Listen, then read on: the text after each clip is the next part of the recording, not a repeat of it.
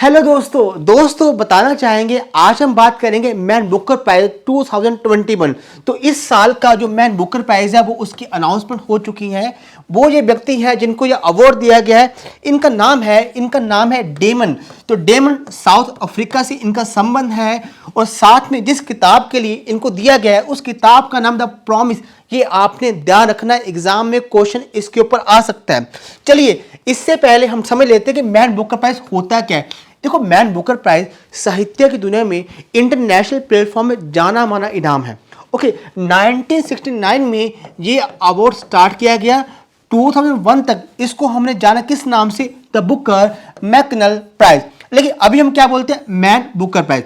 Okay, starting में ये award हम देते थे किसको, जो ब्रिटिश, आयरलैंड, कॉमनवेल्थ कंट्रीज है, इनके राइटर होते थे। लेकिन अभी हम क्या करते हैं, अभी कोई भी राइटर जो इंग्लिश में लिखता है अपनी किताब और साथ में यूके में क्या करते हैं, पब्लिश करवाते हैं, वो इसके लिए, इस अवार्ड के लिए एलिजिबल है। ये बात आपने ध्यान रखनी है।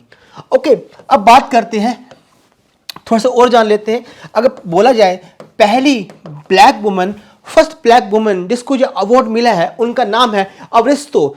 2019 में इनकी किताब गर्ल, वुमेन एंड अदर्स, इनकी इस किताब के लिए इनको ये अवार्ड दिया गया। ओके, अब आगे बढ़ते हैं। भाई रोकड़ा पैसा कितना मिलता है, भाई रोकड़े की बात करें तो इसमें मिलता है $50,000। नो, डॉलर नहीं, इंग्लैंड की करेंसी है पाउंड, तो 50,000 पाउंड दिया जाता है। Sterling pound is the currency of England.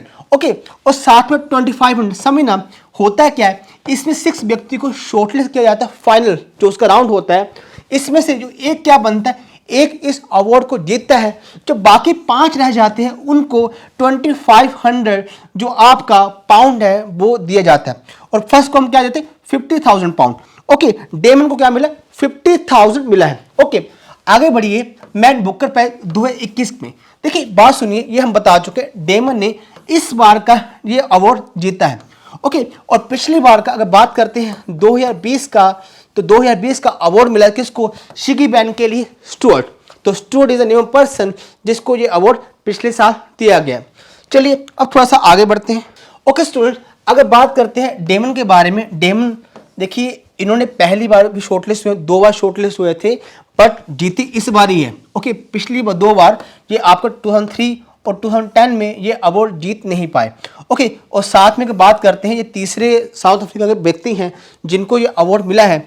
अगर मैं इनकी किताब की बात करूं, अपनी इन्होंने किताब में साउथ अफ्रीका में जो होता है अपार्थाइड, अपार्थाइड का मीनिंग क्या होता है, रेशियल डिस्क्रिमिनेशन, गोरा काला, इसको भेदभाव को लेकर इनकी किताब है। तो ये आपने ध्यान रखना है। और साथ में डेमन तीसरे व्यक्ति हैं। इससे पहले 2 व्यक्ति जो साउथ अफ्रीका से थे, एक का नाम है नदीना, इनको दिया गया 1983, और दूसरे का नाम क्या है, गोत्यू, इनको दिया गया 1999 में आपका मैन बुकर प्राइज। ओके, अब चलिए थोड़ा सा आगे बढ़ते हैं। अब समझिएगा, मैंने बताया था ना कि 6 व्यक्ति को शॉर्टलिस्ट किया जाता है, तो ये वो 6 व्यक्ति हैं। तो आपको इनकी किताबों के नाम भी पता होना चाहिए, जैसे कि अनूक, इनकी किताब का नाम अपासिस नॉर्थ। डेमन क्या नाम है, द प्रॉमिस, जिसको हमने क्या दिया, 50,000 पाउंड दिया।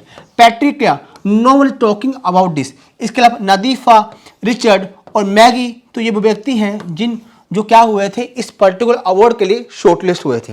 चलिए आगे बढ़ते हैं। अब क्वेश्चन आता है, क्या कोई इंडियन है जिसको ये अवार्ड दिया गया? हाँ, काफ़ी सारे ऐसे इंडियंस हैं जिन्होंने ये अवार्ड जीता है। लेकिन हम बात करें पहले इंडियन सिटीजन, पहले भारत देश के नागरिक जिसको ये अवार्ड मिला, तो उनका नाम क्या है, none other than Arundhati Roy. देखिए इनका चेहरा इस दुनिया में, साहित्य की दुनिया में जाना माना है। इनका जो नोवेल था, नोवेल 1997 में इनको जो अवार्ड मिला था, इनके नोवेल का नाम था the God of small things. आपने इसको याद रखना है। ओके, इसके अलावा कुछ अन्य भारतीय भी थे, जैसे कि 1971 में मिला था किसको, BS नोबल।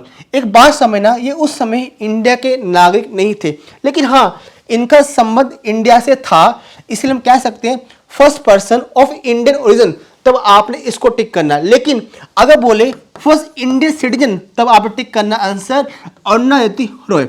ओके, तो ये कुछ वो व्यक्ति हैं। इसके अलावा अगर बात करें लेटेस्ट, तो लेटेस्ट जो अवार्ड दिया गया 2008 में, जो इंडियन पर्सन है उनका नाम है अरविंद अडिगा। इन्होंने ये अवार्ड लिया और किताब का नाम क्या है, किताब का नाम है द व्हाइट टाइगर। ओके, ये बात आपने याद रखनी है। चलिए स्टूडेंट अब थोड़ा सा आगे बढ़ते हैं। अब स्टूडेंट बात करते हैं मैन बुकर प्राइज और इंटरनेशनल मैन बुकर प्राइज, इन दोनों में डिफरेंस क्या है। नॉर्मली क्या होता है, नॉर्मली स्टूडेंट इन दोनों में कंफ्यूज हो जाते हैं। अगर देखिए बात सुनिए, अगर हम बात करते हैं इंटरनेशनल मैन बुकर प्राइज, वो कुछ टाइम पहले ही अनाउंस कर दिया गया था। वो किसको दिया गया, डेविड को दिया गया था। किताब का नाम था at night all blood is black. इस किताब के लिए उनको ये अवार्ड दिया गया था। एक्चुअली जो किताब थी ये थी फ्रेंच भाषा में, इसको ट्रांसलेट किया था इंग्लिश में एना ने। तो हुआ क्या, जो भी इनको अमाउंट मिली थी 50,000 जो पाउंड है, इन दोनों ने शेयर की थी। अब मुद्दे की बात है, इन दोनों में डिफरेंस है। डिफरेंस क्या है, पहली बात तो अगर मैं बात करता हूं मैन बुकर प्राइज, ये स्टार्ट हुआ 1969। ओके, अगर बात करते हैं आपका इंटरनेशनल बुकर प्राइज, ये स्टार्ट हुआ 2005। Okay, number 1। दूसरी बात देखो, ये आपका मैन बुकर प्राइज है ना, मैंने बताया था ये किसको देते हैं, जो नॉवल आपके इंग्लिश में पब्लिश हुए हैं यूके में, नंबर 1। लेकिन जो आपका इंटरनेशनल मैन बुकर प्राइज है, ये कोई भी नॉवल किसी भी देश का जो है इंग्लिश में ट्रांसलेट किया गया, क्या किया गया, इंग्लिश में ट्रांसलेट किया है, ये उसको दिया जाता है। तो ये बात आपने ध्यान रखनी है। और अभी भी किसको मिला है, ये बात मैं आपको बता चुका हूँ। ओके, एना ने क्या किया, एना ने इसको ट्रांसलेट किया था और इसका ओरिजिनल वर्जन है फ्रेंच भाषा में लिखा था डेविड ने। किताब का नाम है at night all blood is black. ये बात आपने ध्यान रखनी है।